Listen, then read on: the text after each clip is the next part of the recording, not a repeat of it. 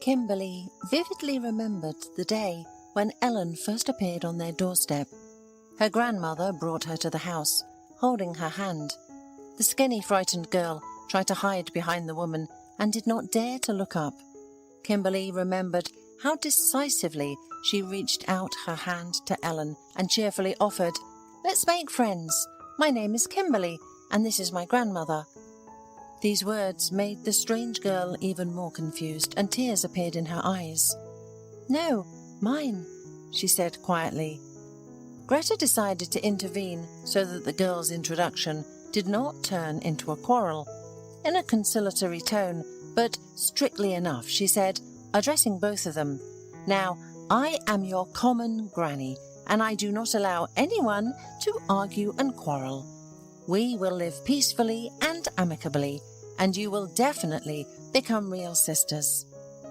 With these words, she pulled both orphans to her and hugged them with all the tenderness and love that her big heart was capable of. Kimberly immediately found out that the new girl was a year younger than her, and this discovery calmed her down a bit. Feeling more grown up at 6, she decided to take care of her newly acquired younger sister. Ellen, who had recently lost her mother, often cried at first and asked Greta to take her to her. Kimberly saw that her grandmother was very upset every time she heard these words. She used to take Ellen on her lap and began to calm and comfort her. It made Kimberly sad too, and in such moments she moved closer to her grandmother and tried to press her cheek, at least a little, against the warmth of her body. Grandmother always smelled perfect, sometimes of apple soap, sometimes of sweet baked goods, and sometimes of mint tea, which she loved to brew in a small old teapot with a chipped spout. Kimberly never knew her mother. Greta's daughter died in childbirth, and her grandmother replaced the little girl's mother at birth. She also did not remember her father. Her grandmother told her that for the first 6 months he lived with his daughter, then went to another city to earn money, and only appeared in their house a few times when he came to the city to reissue some documents. In the last few years, there was no news of him, but Kimberly herself did not remember him. He remained for her as an unknown with an old picture. Greta often told Kimberly about her mother. The girl loved to go through her mother's pictures in an old album, where she was a very young girl with braids sticking out in different directions. Kimberly found out where Ellen had come from in their house much later. Just one winter evening, her grandmother decided to tell the girls about her acquaintance with Kimberly's mother. "I was working as a nurse at our local hospital at that time. Maggie, my daughter, was still small, and I gave birth to her late, at 40. And your mother, Ellen, I was like a mother to her, because there was almost a 20-year age difference between us. We worked together with your mother, Ellen, for almost 15 years. She, like me, could not give birth to a child for a long time. I remember how she often complained to me, and I comforted her and said, 'Look at me. God gave me a child when I was 38, when I did not expect it, and He will bless you.' And she did wait. I remember how Michelle rejoiced when she learned that she was expecting a daughter. She baked a big cake and treated us all. And then I retired. My health wasn't excellent after Maggie's death, and I had to take care of Kimberly. That's how your mother and I lost each other for a while. But when I found out that Michelle died of heart disease, I immediately went to you, Ellen. I know Michelle raised you alone. She had no relatives, and no one knows who your father was. Michelle didn't say anything about him. I came and you were such a sacred little mouse. My heart couldn't take it, and I took you to my home. I'll never forgive myself for losing Michelle like that. It was hard for me, and it wasn't any easier for her. We had to stick together. And you, little girls, may not be blood sisters, but I'm sure you'll be closer to each other than some blood sisters. So don't ever lose each other. Together you can handle any trouble." Despite the age difference, Greta put the girls in the same class. She did not want to separate them, and she did the right thing. The girls always stood up for each other and didn't let anyone hurt them. Ellen and Kimberly always sat together at the same desk, went to school together, and came home together. Together they fell in love with the same boy for the first time and almost quarrelled because of him forever. Then, at the same moment, they suggested making peace with each other and never quarrelling over trifles again. And together they decided to enroll in the same college. It was costly to study full-time. Money was always in short supply. A year later, Kimberly and Ellen switched to distance learning. The girls immediately got a job as cleaners in a small company, and after work, they worked hard on their college lectures. But Kimberly could not endure half a year of such a hectic life, and having said goodbye, her grandmother and sister went to conquer the capital. For the first time in many years, the sisters went their separate ways. Ellen was distressed about Kimberly, who became less frequent with her calls. Probably the capital life caught her in its whirlwind. Unfortunately, soon Ellen's worries and anxieties increased. Her grandmother's health had taken a sharp turn. Whether it was loneliness or old age that had affected her, Greta had been complaining more and more about her eyesight. She became almost blind and practically walked around the house blindly. "When will Kimberly come?" the elderly woman used to ask anxiously. "I'll go blind soon and won't see my granddaughter any more." Ellen now tried to spend as much time with her grandmother as possible. This became increasingly difficult because Ellen had met a man, and one day the young woman confessed to her grandmother that he had already proposed to her. "How wonderful, granddaughter! We will have your wedding, and Kimberly will come too. It will be so good. I've already given up on seeing her again. Our dear capital dweller has forgotten about us," Greta said. Ellen called her sister, and she seemed happy for her, but Kimberly's voice was somewhat distant and seemed a little upset. "What's going on with you? Why haven't you called? Grandma has become very ill. She sits by the window more and more often with your pictures, and even though she can hardly see anything, she tries to catch a glimpse of you on the path leading to the house. Are you going to come to my wedding at least?" "Ellen, I'll try my best. I'll come, and you'll see for yourself what's going on with me. I don't know if our meeting will be happy or not, but I simply can't miss admiring you in your wedding dress."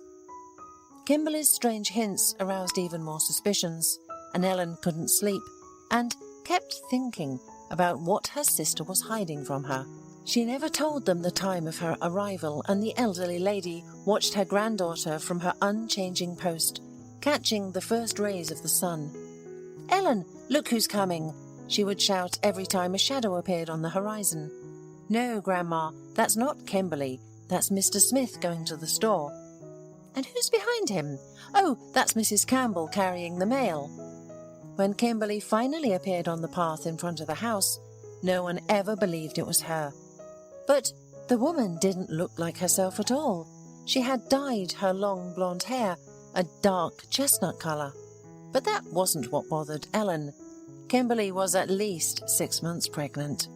Greta did her best to see her beloved granddaughter and couldn't believe that the plump woman was her tiny, fragile Kimberly. "Yes, it's me, Grandma," Kimberly laughed, and Greta cried with joy. "This is my Kimberly's voice. Come to me, baby, and let me hug you. How big you've become. Are you pregnant?" "Why didn't you tell us anything?" Ellen asked, hurt. "Are we strangers to you?" "What's there to say? You see, I went to the capital and achieved success and recognition," Kimberly replied bitterly and sarcastically. "My job was the simplest. I was a waitress in a restaurant. Now I don't work there anymore. They asked me to leave. My belly is too big. I've returned to you for good, if you'll have me back." "Of course we will. And what about the father of the child?" "Father? Well, he doesn't need me, and he doesn't need my children either." "Children? Are you having more than one child?" "I'm expecting twins. That's why my belly is so big. I only found out recently." So it turns out I will soon be an aunt twice, Ellen exclaimed happily and hugged her sister. Then Kimberly and Greta also sat hugging each other for a long time. Kimberly cried like a child, complaining about her fate, and her grandmother pitied her like she did when she was a child. "Kimberly, what happened to your man? Did he chicken out?" Greta asked carefully. "Perhaps he got scared, or maybe he listened to his mother. I thought he loved me and I trusted him, but it turned out to be a mummy's boy. His mother told him to leave me, and he obeyed like a trained puppy. I cried for a whole week. I couldn't even go to work, and when I finally did, I was told that I was laid off. I tried to find a job in the capital, but worked somewhere else for a while. But who needs a pregnant woman? It's a good thing Ellen called and invited me home, otherwise I probably wouldn't have dared to show up like this. A complete failure, and pregnant too." "Don't talk nonsense. This is your home. You are welcome here at any time of day or night," said Grandma sternly and kindly, like she used to in childhood. "And your children will be welcome here too." "Of course, sis," confirmed Ellen. "We won't abandon you. We will help you." Kimberly came to Ellen's wedding with a smile on her face. Her heart had calmed down a bit, and she felt the support of her loved ones. She was happy for Ellen, who was getting married for love, and was therefore blooming like a delicate, fragile flower, with thin, transparent petals and a heady aroma. After the wedding, time flew quickly, but the last few months were very difficult for Kimberly, because the huge belly, which constantly hurt her back, she was worried about her constant weakness. Kimberly tried not to worry, but her condition was getting worse. The doctors didn't like her symptoms, and it was decided to schedule the birth 2 weeks earlier to examine Kimberly as soon as possible and find the cause of her constant weakness. When the first snow covered the ground, 2 brothers were born, Timothy and David. The boys were very weak, but the doctors reassured that there would be no serious problems with the babies. After examining Kimberly, the doctors gave her a terrible diagnosis: cancer. "How can this be?" Ellen cried. "You're still so young." The terrible news shook both sisters. Ellen walked as black as a cloud. Kimberly seemed to lose all her life force shortly. "We won't tell Grandma. She won't be able to handle such news," Ellen decided. "We will fight together, you and me. I will go with you to the doctor, sit next to you, and hold your hand if you really feel bad." "It won't work. One of us has to be with the children, and we'll have to tell Grandma, otherwise she'll never forgive us. I'll try to pull through for the sake of the children. I have to live so that my babies won't be orphans like us." But when the apple trees bloomed in the garden, they buried Kimberly. Cancer destroyed her in a matter of months, giving her no chance to fight for her life.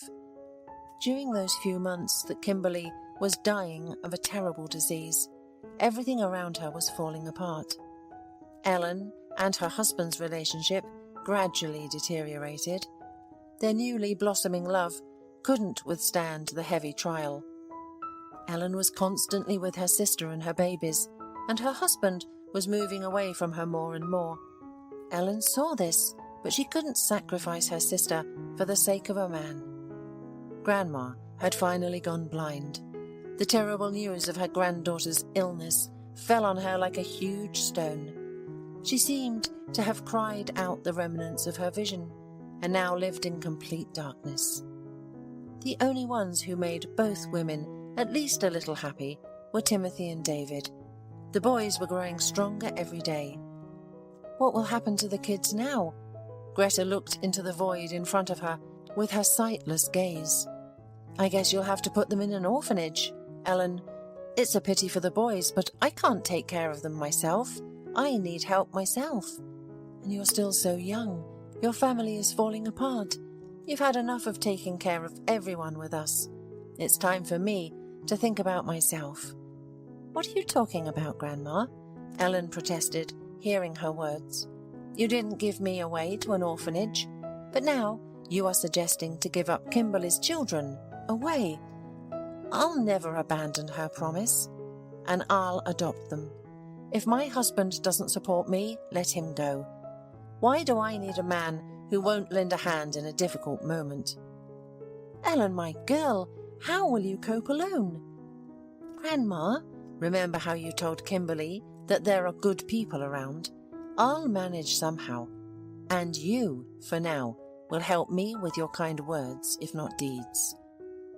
Pressing the little ones to herself, hugging their little warm bodies, and remembering her dead sister, Ellen often cried, softly and bitterly. She did not want to upset her grandmother and tried to seem strong, but she was terribly scared inside. The children's welfare authorities could easily take the boys away from them. To adopt the boys, it was necessary that Ellen's husband gave his consent, but he categorically refused. Divorce loomed on the horizon, but Ellen didn't know if it would solve the adoption problems. And then she decided to find the boy's father. Ellen remembered what Kimberly said about him, a weak-willed mama's boy. Maybe he didn't know anything about their fate or about the children. After all, he was sent somewhere in France for an internship at some Michelin restaurant. Ellen was determined to find him in the capital, but first she had to solve the problem of who would temporarily take care of the kids and the grandmother while she was away. But the world is not without kind people, as her grandmother used to say. After agreeing with kind neighbours to look after the children and grandmother, Ellen headed to the capital. She only knew that the child's father's name was Peter, and he was the administrator of a restaurant that belonged to his mother until they sent him away from his pregnant fiancée. On her first day in the city, Ellen found the place where his sister Kimberly used to work. The capital's restaurant was very respectable and clearly brought a considerable income to its owners. "Hello, I need Peter," she decisively announced to the waiter in the way. "Mr. Barron," he clarified. Yes, probably. He worked here as an administrator 2 years ago. He's the owner's son." "We have a different administrator now. Maybe you need to go to him, or—" "I don't need an administrator. I need Peter. I have a personal matter with him." All the way through, Ellen turned herself into the fact that she wouldn't be timid in front of the capital folks. There was too much at stake, and she, realizing this, spoke confidently and even too arrogantly. But the experienced waiter just smiled and said, "Mr. Barron is on a procurement run now, but his mother is here. Maybe you want to talk to her?" "Great, she's the one I need. Let me through." And Ellen resolutely walked into the hall. There were many visitors, but with some unerring intuition, she identified the owner as a stately, slender lady, closely watching how a young man and men in impeccably formal uniforms were bustling between tables. She remembered what Kimberly told her about the rules at the previous job. No frivolity with customers. No romance between employees. "Mrs. Barron, hello. I'm here on behalf of Kimberly. Do you remember Kimberly Dewar?" Ellen went on the offensive right away. "Quietly, girl, there's no need to shout. Let's go to my office and talk calmly there." They went into the director's office, and Constance gestured for Ellen to sit down. "Who are you to Kimberly?" Constance asked. She tried to remain calm, but it was clear that she was nervous. "I'm her sister." "And what do you want, sister? Money? A job?" The woman literally hissed, her whole body beginning to shake with anger. "Did you know she was expecting a baby?" "Of course you have known.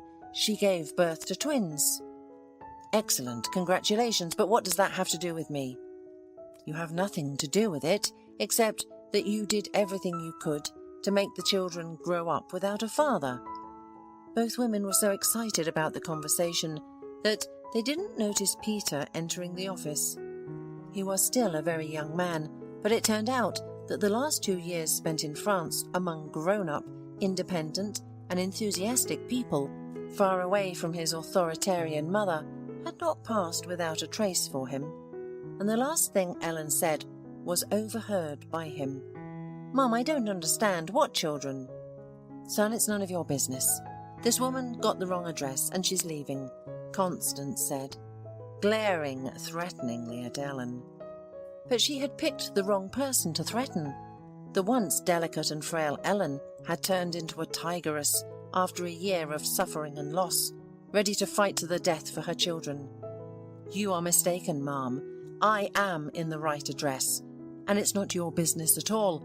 I am here for Mr. Barron." Ellen stressed the surname, showing the young man that he was a grown-up who should answer for himself and his actions. "Mum, leave us," Peter asked his mother. "Don't listen to this troublemaker, Sonny." "Mum, I'll handle it. Please leave the room." The woman glared angrily at Ellen and left, slamming the door. To say that Peter was shocked after hearing Ellen's story would be an understatement. He didn't try to justify himself. Ellen already understood that he had no idea that his ex-girlfriend had given birth, let alone to twins, and the news of Kimberly's death had left him stunned. He was convinced that she had left him, gone somewhere unknown, and get rid of the pregnancy, as his mother had told him. He didn't have her home address, and to his great shame, he didn't bother to find out or even call her. If she didn't wait for him in France, it was fate. After listening to Ellen, he didn't start to find out the details of the role his mother had played in all this. It was all behind him, and nothing could be undone. But a mother was a mother, and he had no other, and would not have another. But he had children now, and there was Ellen, whom they considered their mother, and there was an elderly woman who raised Ellen and Kimberly. Not much time passed, and Ellen, agreeing with Peter's arguments, brought her entire family to his apartment. At first, she didn't want to hear about it, but seeing him travel 1,000 kilometers every week to see the little ones, she realized that it couldn't go on like this. The decisive factor was the fact that he lived independently in his own separate apartment, which meant that his mother would not interfere in their lives. But Ellen was surprised when Constance appeared on their doorstep just a couple of weeks after they moved to the capital. Ellen immediately tensed up because Peter was not at home, and she did not feel like a mistress in his house, and she was not, in fact. But her tigress reaction, guarding the interests of her children, worked almost instantly. "What do you want? Why are you here?" "I came in peace, Ellen. Please forgive me and understand." "I'll never understand people like you," Ellen replied. "I was raised and brought up not by my natural grandmother, and she loved me like I was her own. But what about you? You're not poor people, but you abandoned your own grandchildren." "Ellen, the point is that we have to find a common language. I know something you don't know yet. My son loves you. He told me, but he forbade you to talk about it. He was afraid you would refuse to move in with him. But I've lived my life and understood that sooner or later, you two will be together. And not just for the children's sake. Please don't deprive me of my son and my grandchildren. I already made a mistake once, driving pregnant Kimberly away and deceiving Peter. Let me make it right." Since that conversation, there have been many more meetings and other conversations, and in the end, Ellen forgave Peter's mother. Constance met her grandchildren and became attached to them with all her heart. It was impossible not to love these two little ones, who looked like two peas in a pod, and like their dad in their childhood. A little more time passed, and Ellen and Peter got married, and soon Ellen told her grandmother that she would become a great-grandmother again. After all, Timothy and David were going to have a little sister. However, that's a completely different story. Hola, suscríbete a Historias Vitales para no perderte nuevas historias. Mi esposa había estado trabajando en su proyecto especial durante 4 meses ahora. No era su proyecto personal, pero ella era la persona principal y responsable de su éxito. El proyecto estaba diseñado para salvar a su empresa, Bixler Enterprises. Los últimos 4 meses habían sido difíciles porque se vio obligada a trabajar duro. Era importante tanto para ella como para la empresa. Había una buena posibilidad de que Bixler Enterprises quebrara si el proyecto no se completaba. Sarah tenía una licenciatura de Albrecht y un MBA de Wharton. Era la más inteligente de la familia. Yo empecé a trabajar como mecánico de autos justo después de la secundaria y después de 21 años seguía siendo mecánico de autos. No me importaba porque me gustaba el trabajo y pagaba bien. Era suficiente para pagar la universidad de Sarah y criar a 2 hijos. No vivíamos lujosamente, pero estábamos bien. Los niños ya se habían mudado, y las cosas iban bastante bien con nuestros ingresos. Sarah quedó embarazada 3 meses después de casarnos a la edad de 18 años. Durante los primeros años de nuestro matrimonio, vivimos con mis padres. Ellos tenían una gran casa vacía ya que 4 de mis hermanos se habían mudado. Eso significaba que teníamos una niñera mientras Sarah completaba sus primeros años de universidad. Debido a 2 embarazos, la carrera de 4 años le llevó 6 años completarla. Fue difícil, pero lo logró. Siempre tuve trabajo y nunca me faltó trabajo extra si lo necesitaba. Después de que Sarah se graduó de Wharton, alquilamos nuestro propio lugar. Tuvo ofertas de trabajo de varias empresas grandes, pero todas requerían que nos mudáramos. A mí no me importaba, pero Sarah quería quedarse cerca de casa. Por eso decidió trabajar en Bixler Enterprises. Pagaba bien, pero lo más importante, le daba responsabilidad y la oportunidad de avanzar. Sarah era una empleada trabajadora y dedicada. La presentación es el jueves en el Hotel Thyssen en Filadelfia. Tomé unos días libres en el trabajo para ayudarla según fuera necesario. Al final, todo lo que logré fue hacerle algo de comer cuando llegaba a casa. No sabía nada sobre su trabajo, ni tampoco quería saber, los negocios corporativos de alto nivel me aburrían. Empresarios de Europa, Asia y América del Sur venían aquí, la empresa pagaba sus boletos de avión y proporcionaba habitaciones en el Hotel Thyssen mientras estaban aquí. Era caro como el infierno, y por algunas cosas que Sarah había dicho, la empresa estaba sobreestimando sus finanzas. Su presentación era importante para ella, para la empresa y para más de 200 empleados. Hasta el martes por la noche, todo iba bien. Sarah llegó a casa con un traje nuevo, un traje gris con una blusa blanca. Desplegó todo lo que necesitaba en la cama de la habitación de invitados.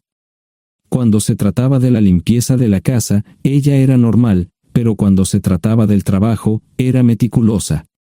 No entendía por qué necesitaba sacar su ropa interior de lujo, pero no dije nada. Además de su traje para la presentación, tenía varios vestidos de cóctel lindos para eventos sociales antes y después del evento. Siempre había evitado tales eventos, pero me sentía obligado a ir con ella si ella quería que lo hiciera. Me agradeció la oferta, pero dijo que no era necesario. Todos los materiales y equipos que necesitaba estaban guardados ordenadamente en el maletero de su Volvo. Antes de salir del trabajo, ella misma conducía el coche para asegurarse de que todo estuviera en perfectas condiciones. Tenía todo el día miércoles para prepararse y toda la noche del miércoles para socializar con sus invitados. Sarah era tan buena en lo que hacía que sentía que habría sido mejor si simplemente me hubiera mantenido alejado de ella. Finalmente, había terminado. Lo había revisado y vuelto a revisar todo. Todo lo que necesitaba ahora era una ducha caliente y una buena noche de sueño. Supongo que mi error fue que empecé a revisar sus cosas después de que Sarah comenzara a ducharse. Pensé que estaba ayudando, pero resultó ser lo contrario. Estaba moviendo cosas en la cama cuando un pequeño sobre blanco cayó del bolsillo lateral de su bolso de maquillaje. Una carta de una farmacia, pero no del tipo que solemos usar. Dentro había 10 pastillas. No tenía idea de qué era, Pren, y las instrucciones eran confusas. Si es necesario, tomar una pastilla y luego una segunda pastilla 12 horas después. Pensé que podría ser algo que ella había conseguido para la ansiedad o los nervios, pero las instrucciones no tenían sentido. La receta estaba escrita a su nombre el lunes. Volví a poner el sobre en su lugar mientras ella terminaba de ducharse. Decidí que quería saber más sobre Pren antes de contarle sobre ello. Por supuesto, si lo mencionaba, significaría que estaba revisando sus cosas. Odio los dilemas. Mientras Sara se preparaba para dormir, fui a nuestro ordenador doméstico y busqué.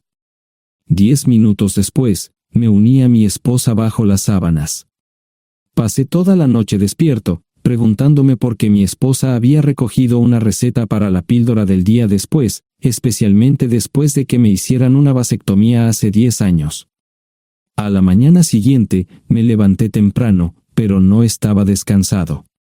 Di un largo paseo, esperando que despejara mi mente. Me dirigí hacia casa con reticencia, temiendo lo que podría hacer o decir cuando llegara allí. Mi hijo Joe se unió a la Marina después de la escuela secundaria y estaba en su primer año en San Diego. Nuestra hija Gloria se casó con su amor de la infancia el año pasado y acababa de mudarse a Dallas. Eso dejaba solo a Sara y a mí. Echaba de menos a los niños, pero esperaba envejecer con mi esposa. Ella era la única mujer que me había interesado, y ahora todo estaba. Si Sara estaba teniendo una aventura, lo ocultaba bien.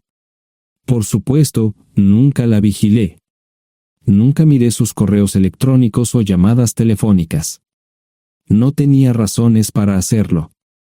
No tenía forma de saber qué estaba haciendo en el trabajo o después del trabajo. Confiaba en ella completamente. Ion, ¿dónde demonios has estado? ¿Quieres huevos o algo? No, solo café. No me sentía con muchas ganas de hablar. ¿Qué pasa, cariño? Solo son 3 días.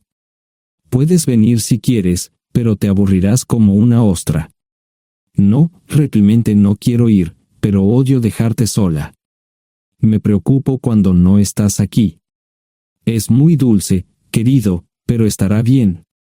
No voy a salir del hotel en todo este tiempo. Pasaré la mayor parte del día asegurándome de que la sala de conferencias esté lista, y esta noche tendré una agradable charla con nuestros posibles clientes. Mañana, probablemente ni siquiera tendré la oportunidad de ir al baño. Llegaré a casa lo más temprano posible el viernes, te prometo un gran fin de semana si sabes a lo que me refiero. Todo eso suena bien, pero no puedes culparme por preocuparme. Soy un mecánico de autos, y tengo una esposa hermosa y exitosa. A veces tengo la sensación de que estás menos interesada en mejorar nuestra situación familiar que en avanzar en tu carrera. Detente, maldita sea, Ion. Siempre he respetado lo que haces para ganarte la vida y nunca he insinuado lo contrario. Criaste a 2 grandes niños y me pusiste a través de la universidad. Eres un gran esposo, un gran padre y un buen proveedor, y nunca olvides eso. Terminé mi café mientras ella recogía la mesa. ¿Quieres que te llame? No, no es una buena idea. Tendré el móvil apagado, y voy a apagar el teléfono de la habitación por la noche para poder dormir. Te llamaré siempre que pueda. La ayudé a cargar el coche, era tan meticulosa con eso como con todo lo demás. Trabajando, le llevaría 3 horas llegar al Hotel Dicen. Me quedé en el porche y la vi marcharse. No me molesté en preguntarle por las pastillas. Pasé el resto de la mañana en el porche. No recuerdo haberme preocupado tanto como ahora. Me sentía pequeño e insignificante. Me sentía fuera de mi liga. Era un tipo de pueblo con un trabajo mediocre y una esposa exitosa. Era una combinación equivocada. Debería haberlo notado antes.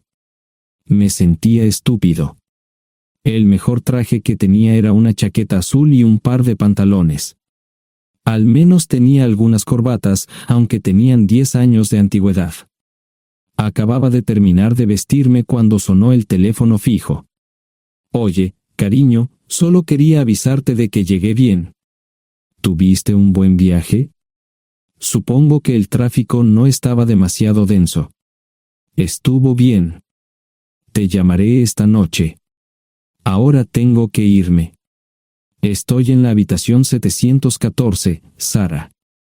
Puedo estar en casa de mis padres o en la de mis hermanos esta noche si quieres llamarme a mi móvil. De acuerdo. Suena el teléfono móvil. Te quiero, tengo que irme. Me tomé mi tiempo para llegar a Filadelfia. No fui directo al Lisen, primero me detuve y compré un filete con queso. Prometí hacer una larga noche. No estaba seguro de qué iba a hacer. Estacioné en el garaje del hotel y simplemente esperé. Tarde o temprano, tenía que entrar en el hotel. Simplemente no podía decidir cuándo hacerlo. El sonido de mi teléfono celular me ayudó a tomar mi decisión. Ion, solo quería avisarte de que todo se ha arreglado. Ahora voy a bajar para encontrarme con algunas personas y cenar. No olvidaste nada, ¿verdad? No, todo está bien. Tengo todo en mi habitación para mañana. ¿Necesitas algo? No, Ion, relájate. Voy a apagar mi teléfono. Te llamaré mañana por la mañana. ¿De acuerdo? Ríe, diviértete. No es divertido, Ion, es trabajo. No parecía estar demasiado fuera de lugar.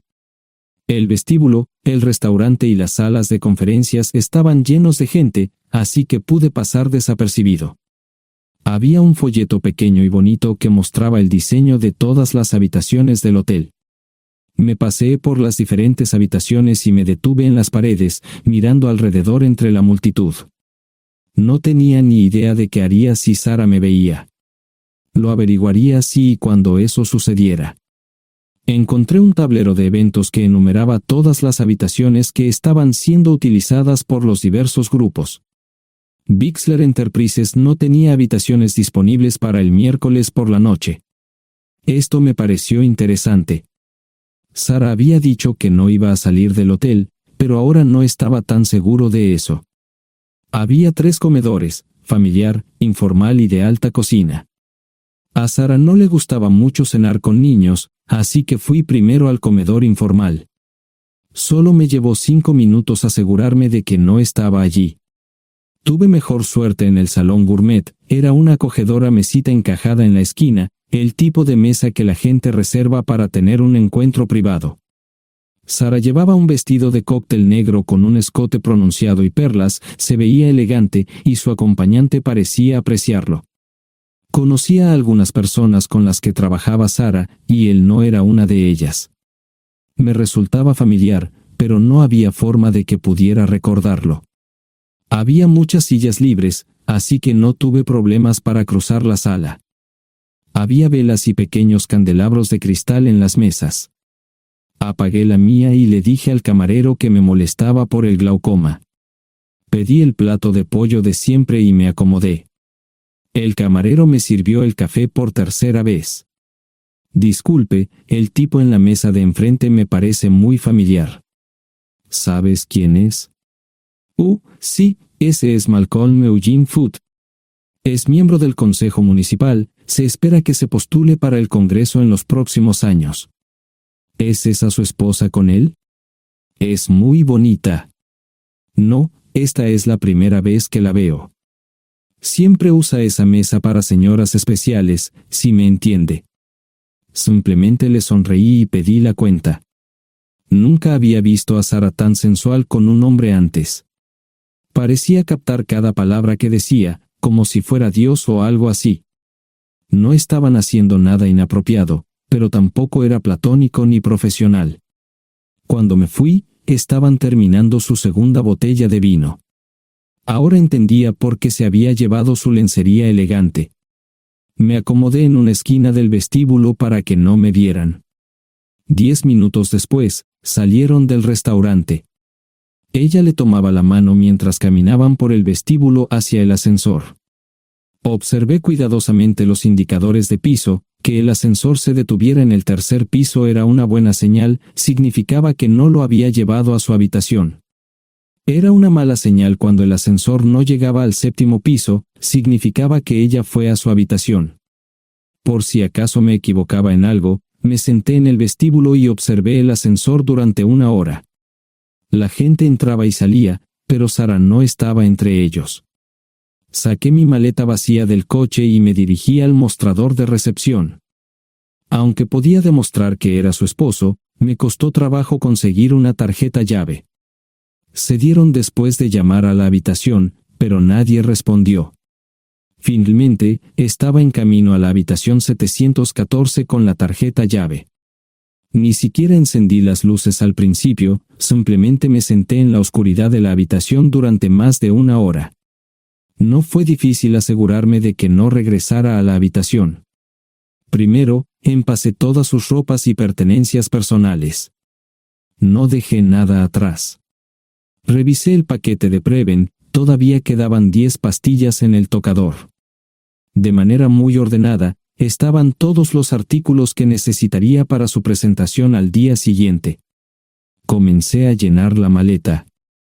Había 24 carpetas promocionales especialmente encuadernadas y otras 20 carpetas regulares, todas ellas fueron a la maleta. Un proyector digital fue lo siguiente, seguido de una computadora portátil. Tomé su bolso y su celular, que había dejado en la habitación. Todo lo que tenía consigo era un bolso de mano y probablemente un tubo de lápiz labial. Di una vuelta por la habitación tan cuidadosamente como lo hizo ella para asegurarme de no perder nada. Una vez satisfecho, dejé las llaves del coche y mi anillo de bodas en el tocador. Aparte de esos 2 objetos, la habitación estaba completamente vacía. El ascensor se dirigió directamente al estacionamiento, no tuve problemas para llevar 2 maletas, y 20 minutos después, estaba en la autopista rumbo al norte. Pasaban las 3 de la madrugada, no tenía idea de que había pasado tanto tiempo. 1 hora o 2 después, sonó mi teléfono celular, la identificación de llamadas mostraba el número del Listen. Sí, ¿dónde estás? Estaré en casa pronto. Eso fue todo lo que dije. Hubo silencio en el otro extremo de la línea. Los vendedores tienen un viejo dicho, el primero que habla pierde. Pareció una eternidad antes de que ella hablara. Ion, lo siento. No preguntó nada y simplemente colgó. Apagué mi teléfono, era obvio que había regresado a su habitación.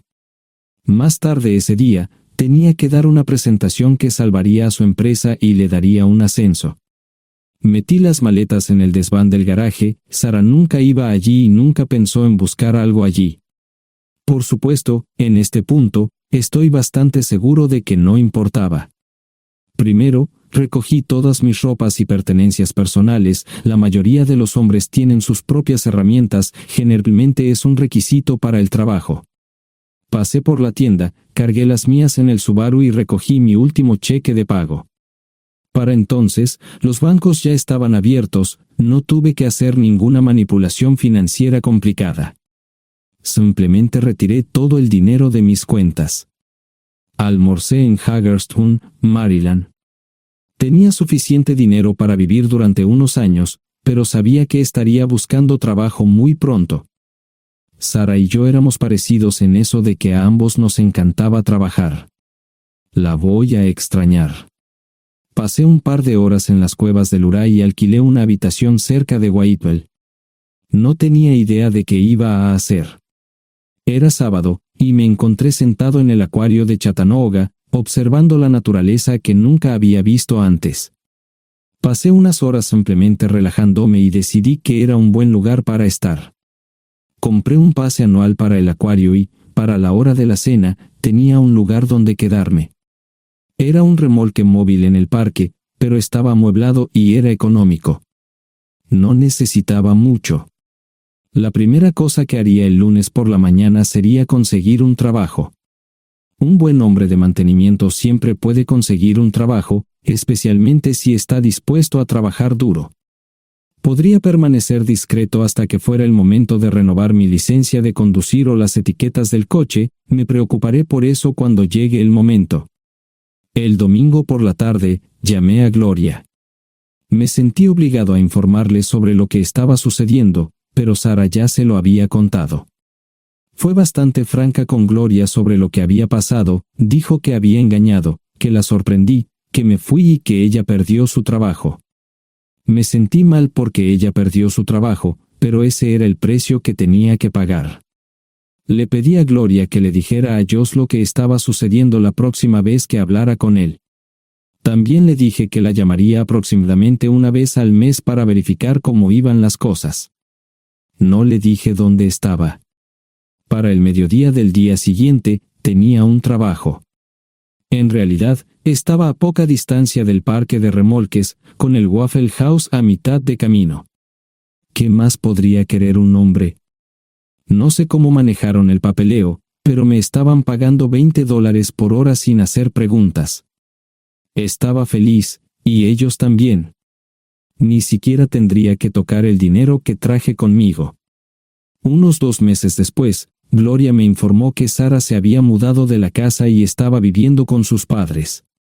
Gloria no sabía nada más, pero estaba feliz de que estuviera estable y le estuviera yendo bien. Josh me llamó desde San Diego solo para informarme que iba a hacer un crucero. Era técnico en aviónica en un portaaviones, intentó explicar qué hacía exactamente, pero estaba más allá de mi comprensión. Nunca supe mucho sobre cosas técnicas. Ambos tuvieron cuidado de no decir nada malo sobre su madre, aprecié eso. Después de eso, todo siguió como siempre.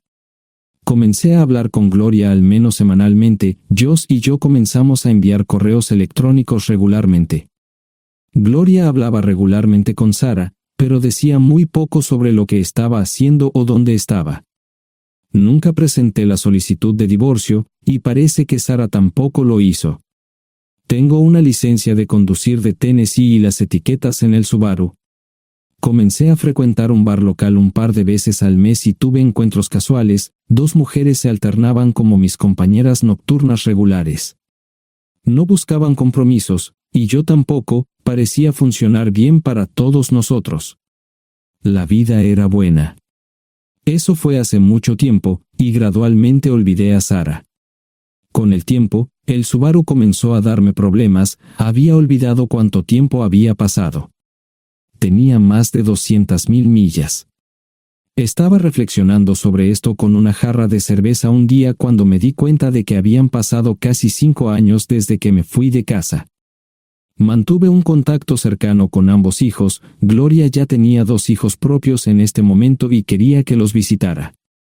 Josh casi se casó con una mujer tailandesa, pero en el último momento, se negó.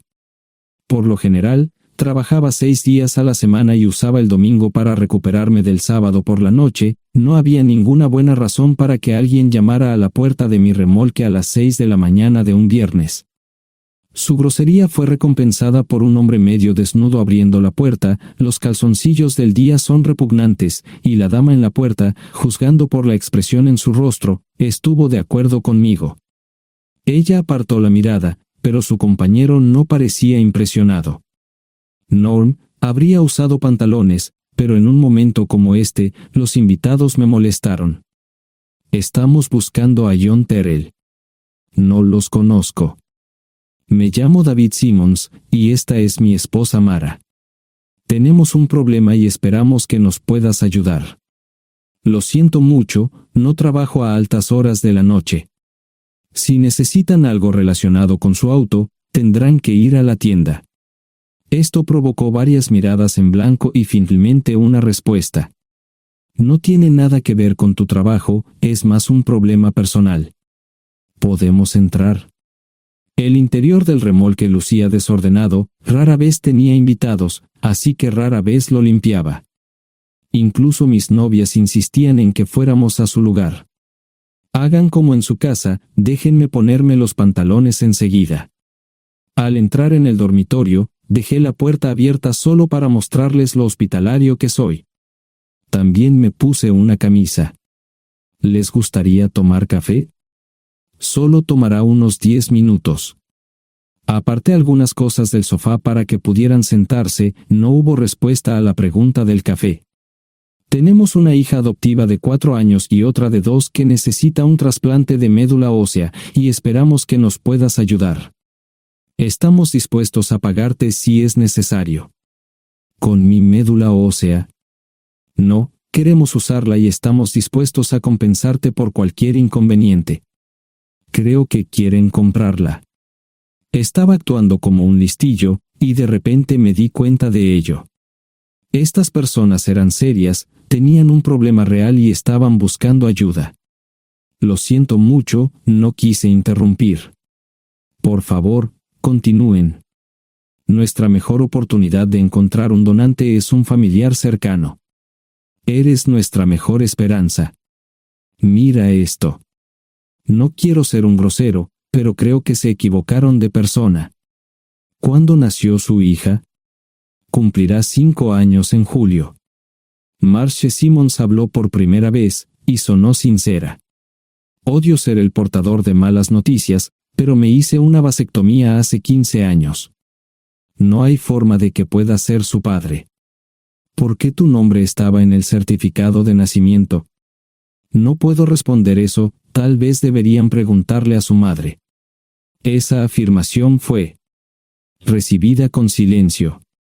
Sentí pena por estas personas, pero no sabía cómo ayudarles. ¿Cuál es el nombre de la madre? Sarah Lise Terrell. No encontraba las palabras. Tal vez no debería haber tomado esas malditas pastillas de ella, por supuesto, entonces esas personas no tendrían una hija en absoluto.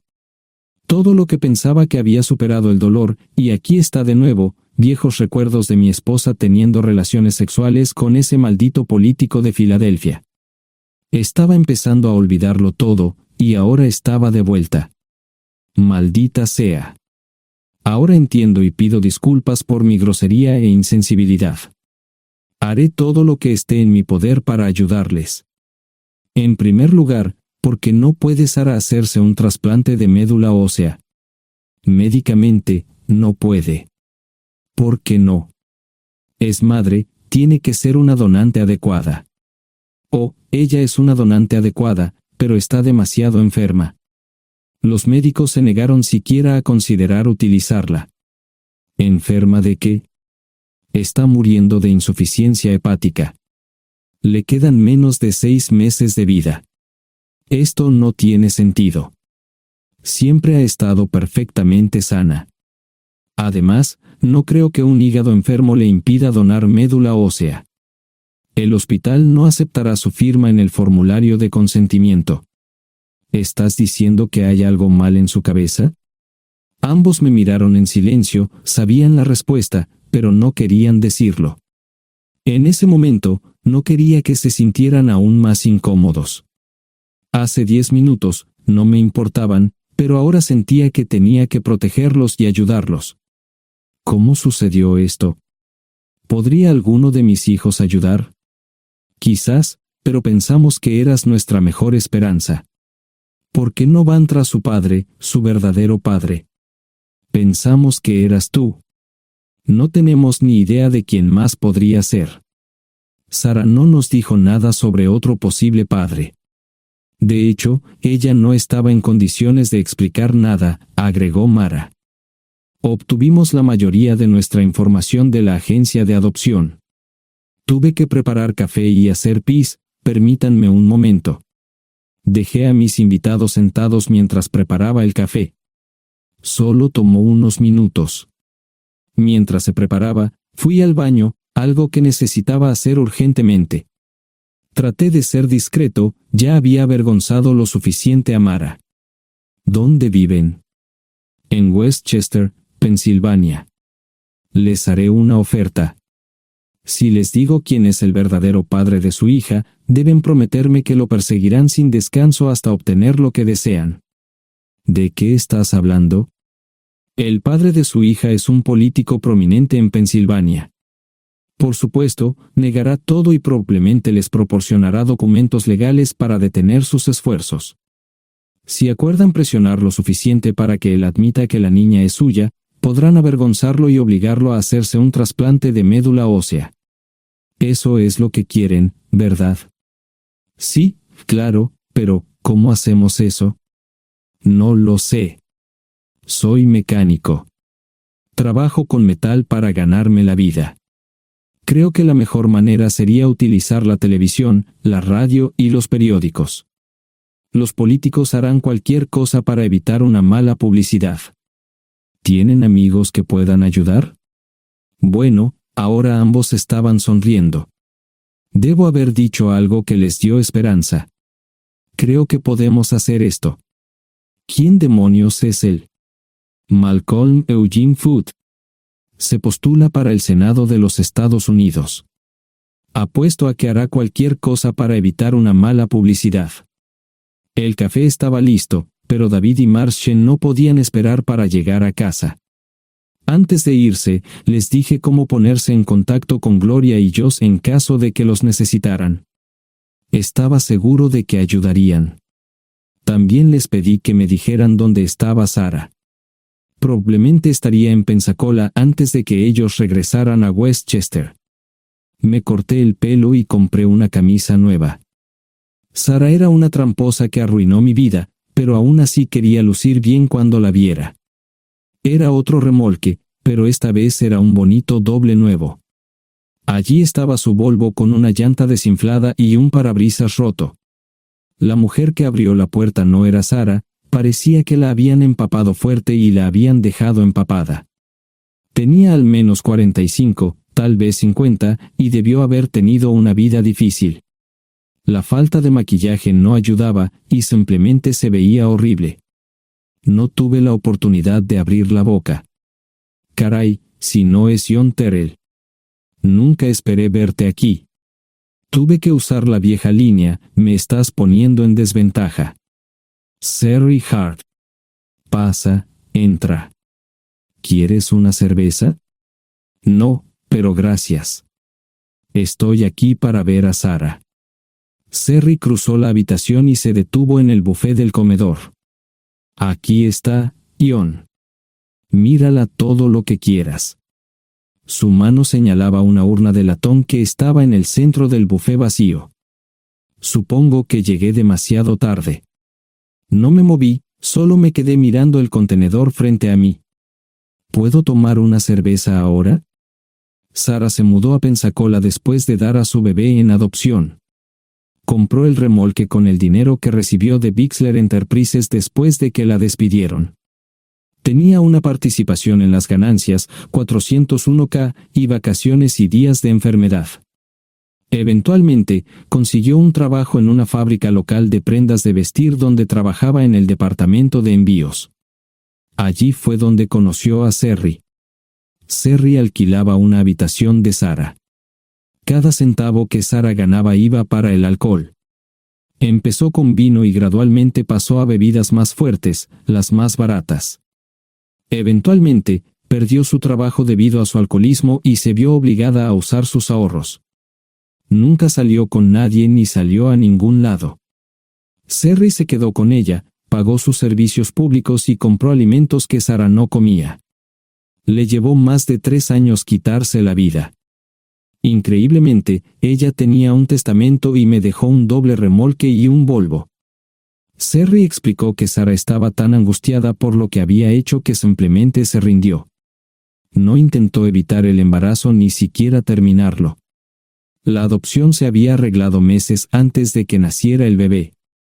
Nunca volvió a trabajar, excepto en los trabajos clandestinos que hacía mal. Sherry dijo que Sarah no parecía tener ambición ni propósito en la vida. Sarah hablaba mucho de mí pero tenía miedo de intentar contactarme. Gloria le dio mi número, pero nunca me llamó.